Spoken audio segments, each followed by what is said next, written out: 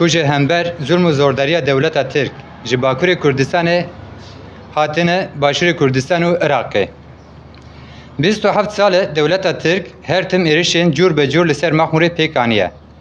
Bi taybet 3 sal e wargeha Maxmûrê gelek caran ji aliyên dewleta Tirk ve hatiye bombebarankirin. Di van bombebarankirinê de gelek însanên medenî, jin û zarok jiyana xwe ji dest dane. Hefteya borî Erdogan gev li Maxmûrê xwar.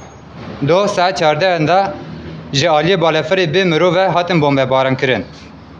Cihê êriş hatiye kirin, cihê dibistana ku zarok diçin û cihên park û cihên seyrangehê bû. Diyarê ku rejima faşîst AKP-MHP êrişên li ser gelê Kurd da tu sînor nanase. Rast êrişê gelê Maxmûrê hatiye kirin.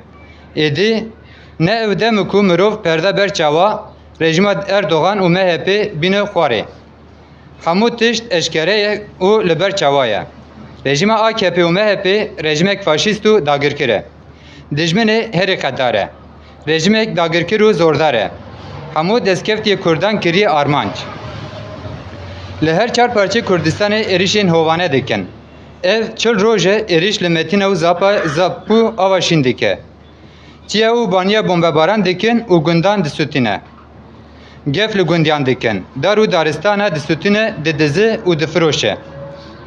Hem dijminê gel e hem jî dijminê xwezayiya Kurdistanê ye. Dibe hemû hêz û dezgah û partiyê Kurdistanî vê rastiyê êdî bibîne.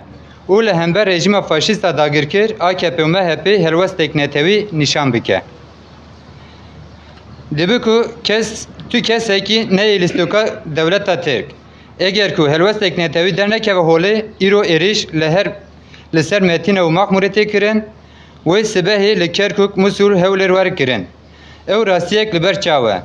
Di aliyê din de wargeha penaberan em Maxmûrê dibin ewlahiya hêzên netewî û dewleta Iraqê de ye. Çawa dibe ku dewleta Tirk dibin ewlahiya wan da wan êrişan dikin.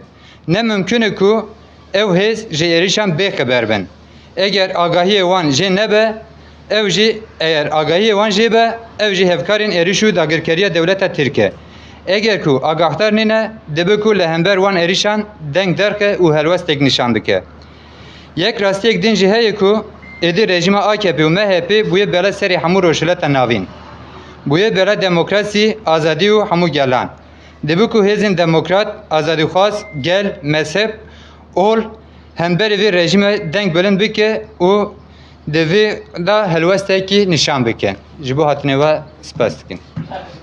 Fermo.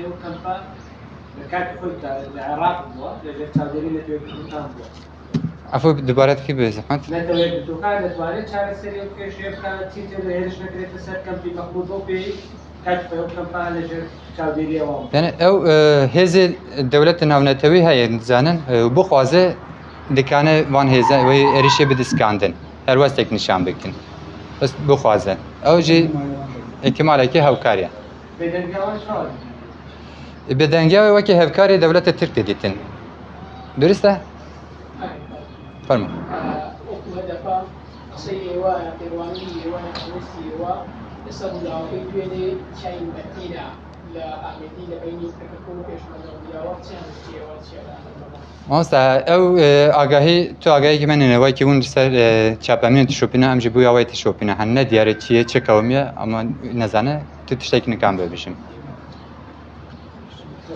سپاس خوش دستان خوش می